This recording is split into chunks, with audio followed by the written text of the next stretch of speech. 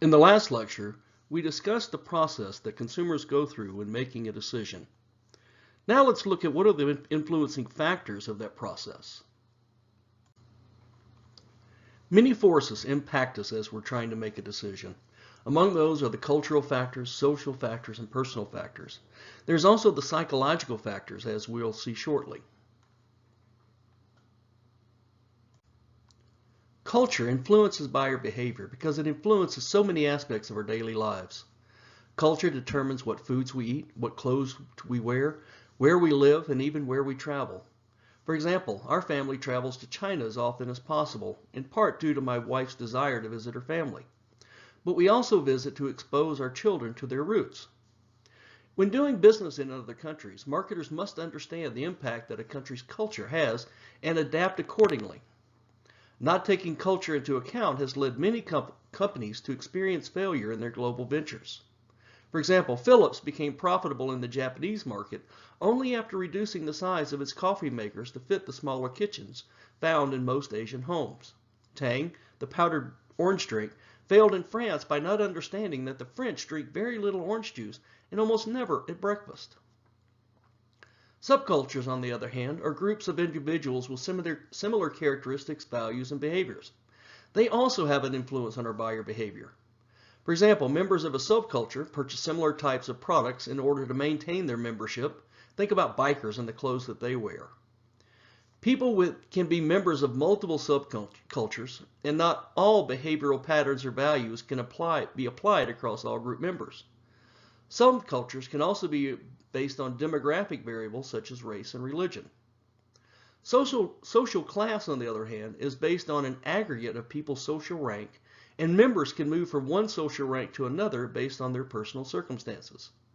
While income does play a role, so does one's education and occupation.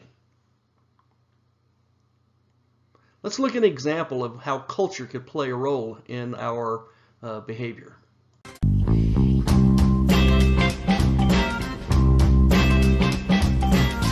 Je prends mon temps, je marche tout droit. Tu passes devant, je regarde tes yeux. Je donne l'amour pour aujourd'hui. Mais à demain, tu restes chez lui. Toy, boy, le monde se moque de moi. Je suis un toy, boy. Personne comprend pourquoi. Je suis un toy, boy. Le monde se moque de moi. This ad for Hyundai would never play well here in the US, but in many parts of the world, especially Europe where it was actually shown, it had no bearing whatsoever, no impact on how people felt about Hyundai. But could you imagine what would happen if this was the Super Bowl ad? I think that a lot of people would be storming down their Hyundai dealerships the next day. Now this slide basically looks at the generic name for soft drinks across the US by county. And again, the US has many different subcultures. So if we look here, the counties in yellow use the term soda as a generic name for a soft drink, while those in blue use pop. However, in the South, the term is Coke, as in, would you like a Coke? Yeah, I'll have a 7-Up. This is likely due to the fact that Coca-Cola was created in Atlanta, which is also the site of the company's headquarters. And a couple of interesting facts that you can see on here. If you look up in Idaho, there is a little spot of yellow. Well, that is Sun Valley. Well, the reason for that, most of the people that have moved to Sun Valley are actually originally from California. They just took it with them. The same thing can be said in South Florida. A lot of these are New Yorkers who have moved down south, and they have taken with their term, soft drink, or soda, with them. Social factors such as reference groups, family, and role and status of an individual also play a role in our decision-making behaviors. Reference groups are groups that a person identifies with so strongly that the person begins to adopt the values, attitudes, and behaviors as other members of that group. People can associate with multiple groups at the same time, and they include families, work-related groups, fraternities, sororities, civic clubs, and professional organizations, etc. In general, there are 3 types of groups. 1, membership. That's a group that a person currently belongs to. There's also an aspirational group. Well, this is basically a group that we wish to belong to, and a disassociative group, which is a group we do not wish to be considered associated with. The roles that we hold in life, as a child, a spouse, boss, etc., will also influence our buying behavior as well as our general behavior. I have witnessed numerous times friends who, let's say, weren't on the straight and narrow path, changed their life when they found out they were going to be a parent. Our roles also alter the type of products that we purchase. For example, think about your wardrobe.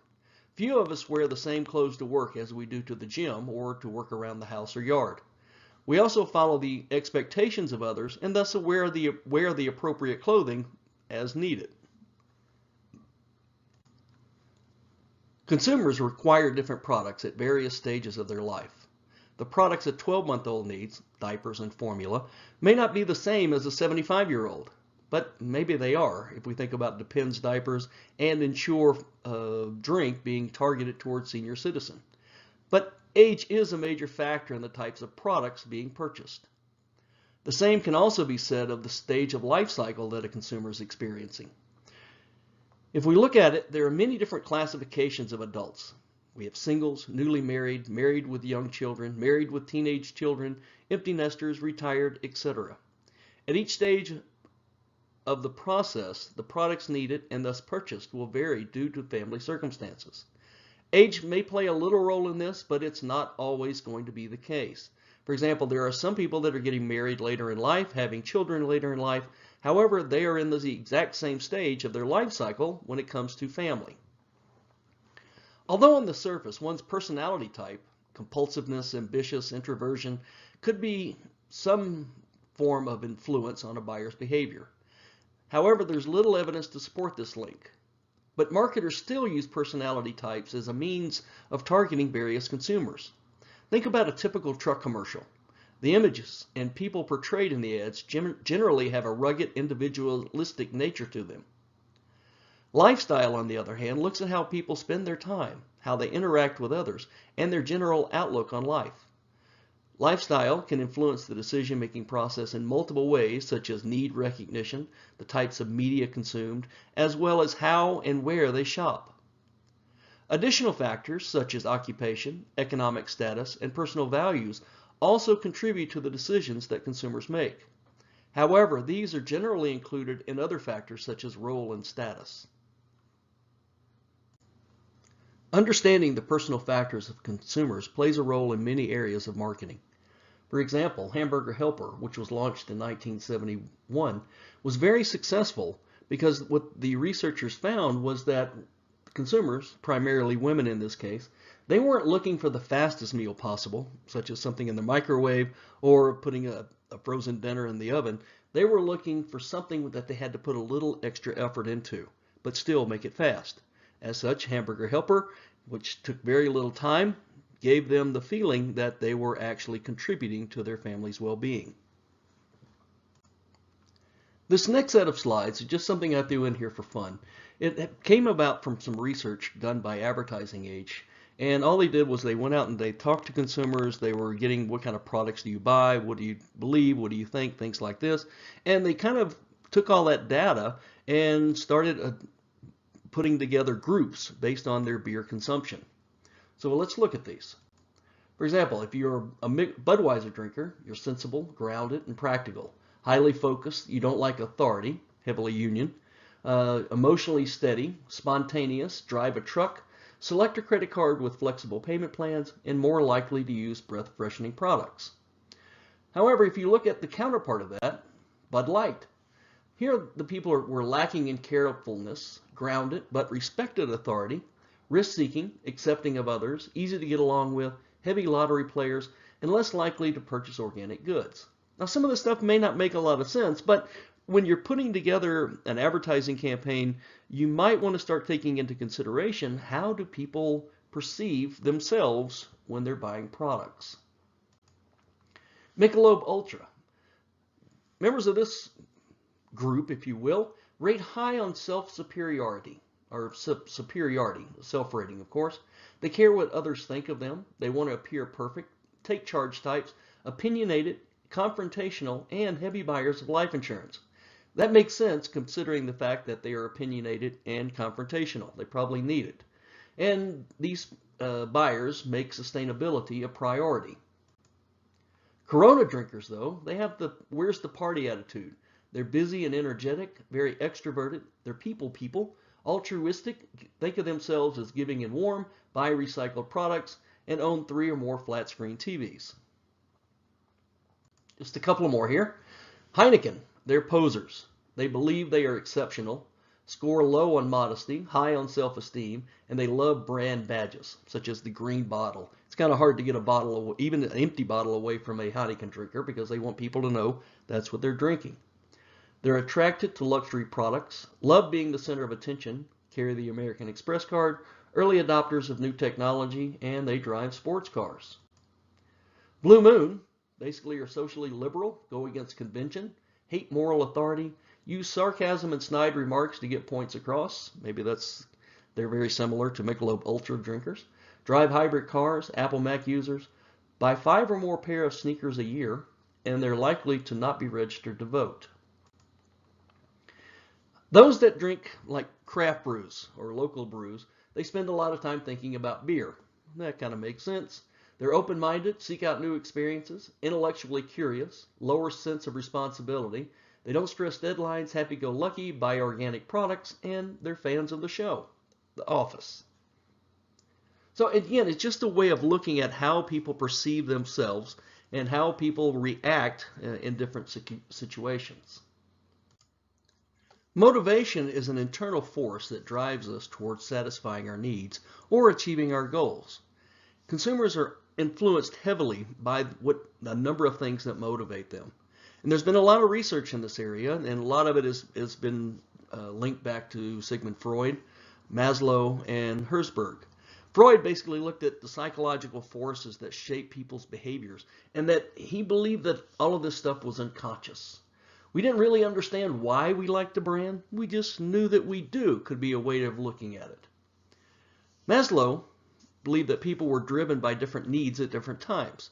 According to him, human needs are arranged in a hierarchy from most to least pressing. We're going to see this in the next slide. Herzberg, though, developed a 2-factor theory that distinguished things that dissatisfy us, anything that causes dissatisfaction we want to tend to shy away from, or satisfiers, which basically are factors that cause satisfaction. We will tend, as human beings, to gravitate towards satisfiers and away from things that make us dissatisfied. In developing his hierarchy of needs, Maslow basically looked at the most basic level first, physiological needs. And according to Maslow, if we relate it to consumer behavior, is that consumers first think about their most basic needs: food, water, shelter. Once we have resolved those issues, then we start thinking about our safety needs, security, protection, things like this. Then we move on to social needs, esteem needs, and self-actualization needs. Now, marketers have to understand that in many ways Maslow was right on point. For example, if you're hungry, if you have no food, if you're homeless, you're not really thinking about the next car you want to buy. You're not thinking about anything other than finding food, water, shelter. But when we get to safety needs, it's kind of the same thing. We have to feel secure, we have to feel safe, our need for protection is very high. But once that is resolved, then we kind of flow between 3, 4, and 5, steps 3, 4, and 5, and we move in and out of these. Now, manufacturers, they use these needs as a way to target and go after certain consumers. For example, if you think about many of the commercials for alarm systems, they're almost always the same. Somebody, a husband's talking to the wife on the phone. The wife hears a noise. It scares her. He's 1,000 miles away. He can't do anything about it. He's not protecting his family. So he comes home and he buys a security system. But if you look at others, think about how car manufacturers. Well, Volvo taps into the safety need, right? That's one of the things that they look at, and that's one of the things that they promote about their automobiles is how safe they are. But BMW and BMW, Lexus, and this type basically go to the top toward esteem needs and self-actualization needs to say, hey, I finally belong because I own a BMW. While motivation will drive a person to take action, their perception of the situation they face will influence how they will act. To a marketer, perception is more important than reality because perceptions affect a consumer's actual behavior. Perception is the process of selecting, organizing, and interpreting information in a way to try to create order from what they are seeing. For example, take two consumers with seemingly identical needs, personalities, motivations, etc. They may view an advertisement in two different ways. One may be offended by the ad, while the other is compelled toward purchase. The difference lies in their perception of what was viewed. These differences are the result of three perceptual processes: attention, retention, and distortion. As humans, we pay attention to only part of the information and stimuli we receive each day. Our brains have a way to filter out a lot of the noise we hear and focus on what we feel are the most important bits of information. Because of this filter consumers have, marketers work to ensure that their messages make it through these filters and are received. There are numerous videos on YouTube that will test your attention if you're interested. One of them is the gorilla playing, or the basketball and the gorilla. If you'll do a search for it, you'll find it. So one of the other examples that we can look at with selective attention is that we might have experienced something that might have happened to us many times. For example, you get a new car, or new to you, and you're driving around and all of a sudden you start noticing other people driving the exact same model car that you have. This is a way that we have selectively started focusing on certain bits of information. Other things that you may notice is that we will pay attention to large differences rather than small differences. For example, we might notice a deal offering $100 off the price of an $800 television, which is a 12.5% discount. But we may omit and not even pay attention to an offer of $5 off the price of a $20 Blu-ray movie, which is a $25 discount or 25% discount. So oftentimes the information we receive in our heads, we look at it in very different ways. So with selective retention though, people tend to remember or forget information that supports or differs from their attitudes and beliefs. This seems to be especially true with the case of political ads these days.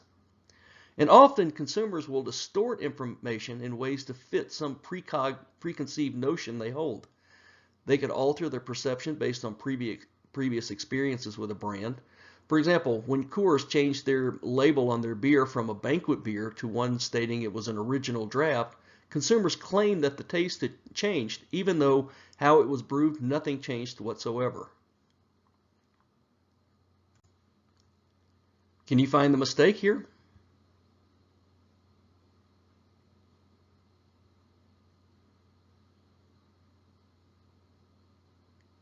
It may have taken you a couple of minutes to realize that "the" is in the sentence twice. Well, this is because of our perception. We oftentimes just make quick shortcuts of what we're seeing in order to process things faster. At a basic level, learning is a change in behavior due to experience. From a consumer behavior perspective, though, learning is based on the process that consumers go through when they acquire information and experience about a consumption, which is then applied to future buying behaviors.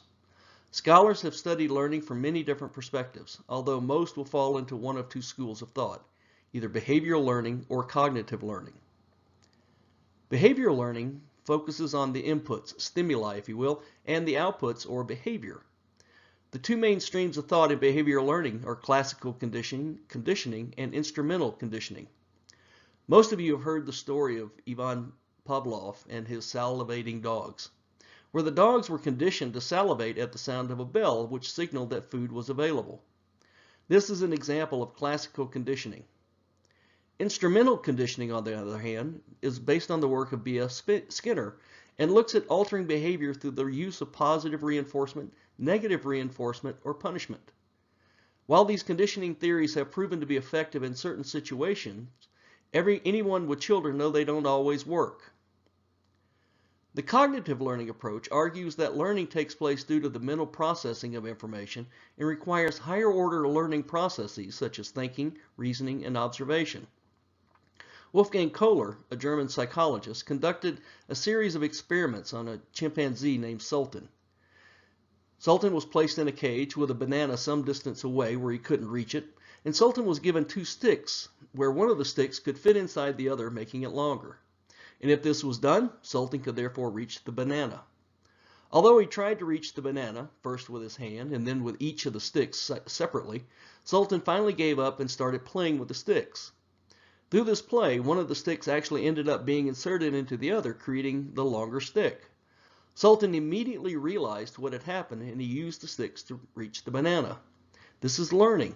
Oftentimes we learn through experience of when we buy a product, how well it's going to be meeting the needs that we have, and we learn, hey, anytime I need that type of, I'm facing that situation again, I'll buy this product. Are you finished? Well, thank you. How thoughtful. Would you like a chocolate? Yeah, sure. Thanks. Oh, sorry, Sheldon, I almost sat in your spot. Did you? I didn't notice. Have a chocolate. Thank you.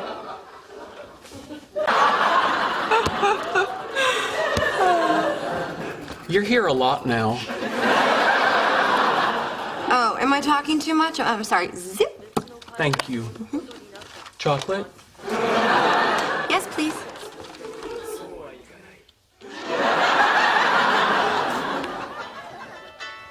Oh, hey, Kim. Yeah, you know what? Hold on. Let me take this in the hall.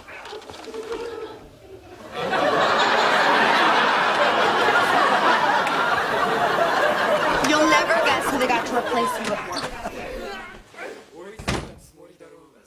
Okay. I know what you're doing. Really? Yes. You're using chocolates as positive reinforcement for what you consider correct behavior. Very good. Chocolate? No, I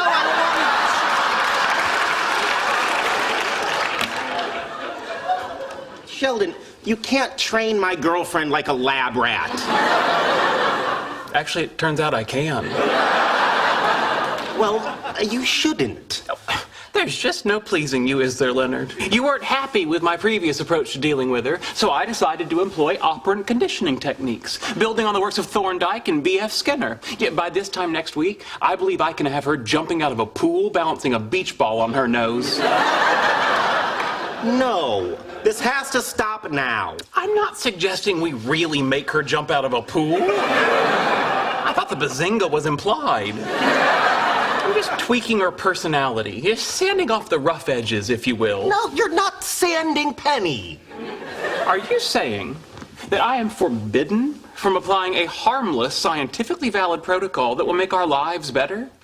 Yes, you're forbidden. Bad, Leonard.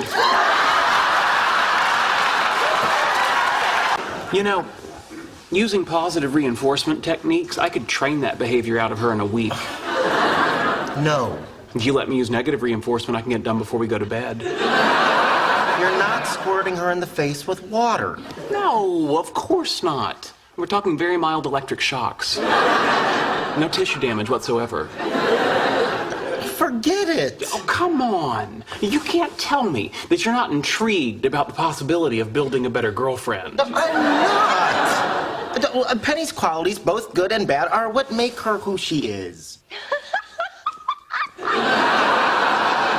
You mean like that high-pitched, irritating laugh? Yes.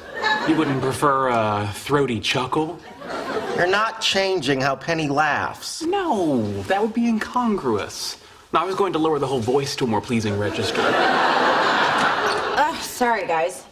That girl is freaky. Come again? Freaky. Freaky? Yeah, freaky.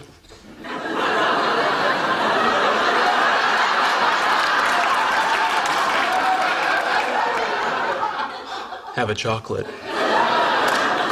Thank you. Well, I'm going to make some warm milk and then turn in. I trust if you two are planning on engaging in amorous activities, you'll keep the decibel level to a minimum. Of course. Thank you. These are so good. Unbelievable. What? I was just thinking we should probably turn into... Well, my new bed got delivered. If you come over and put it together, you can stay at my place. Really? That's a lot of work, and it's kind of late. Yeah, but if we stay there, we won't have to be quiet. Let's go. Interesting.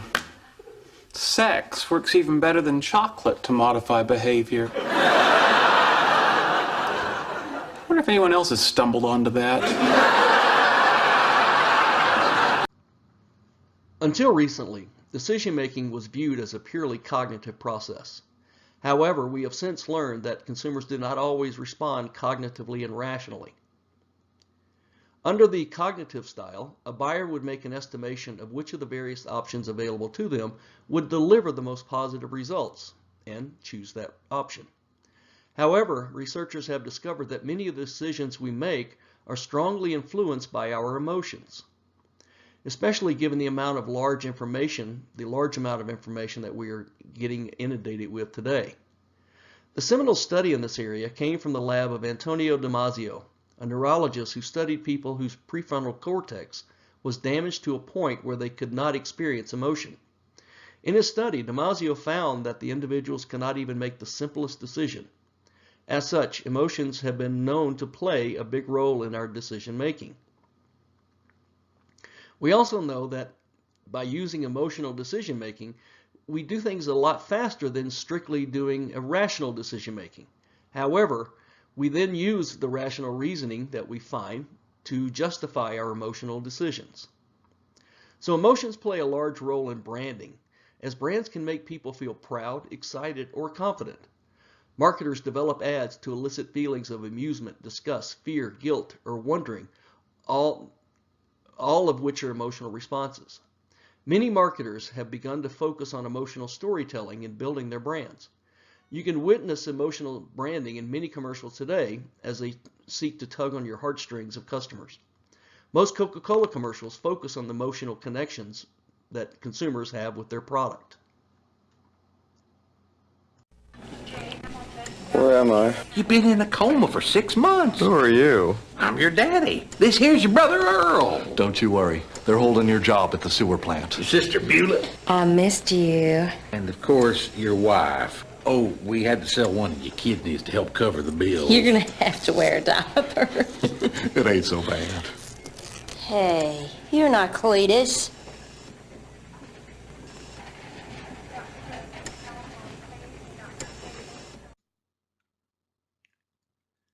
Memory plays a big role in the types of products we buy, how we shop, where we spend our money. For example, imagine that you're out at a nice restaurant, you're with a companion, you have a great meal, the food is excellent, the service is just perfect, the decor, everything is just going great. At the end of the meal, your waiter or waitress comes over to bring more coffee and spills coffee in your lap. What's the memory you're going to take away from that restaurant? Was it how good the food was? Or is all you're going to remember the waitress spilling coffee on you? That's how important memories are going to play out. Now, when we think about memories from a consumer behavior perspective, oftentimes we look at the brand association.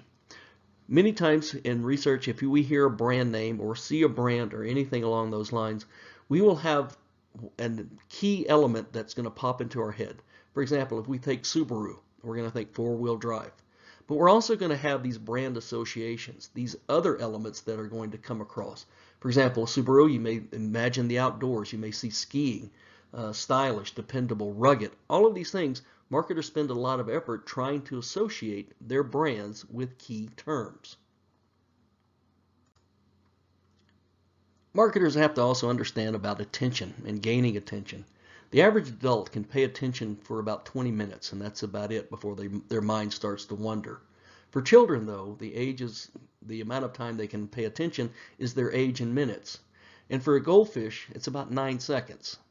Oftentimes, I wish my kids could measure up to a goldfish because they can't seem to pay attention to anything I say sometimes. I hate Mondays. Yeah, they're the worst. No worries, man. everything will be alright. Yeah, man. Come on. Don't fret me, brother. Sticky bun comes soon. Yeah. Wicked coffee, Mr. Jim.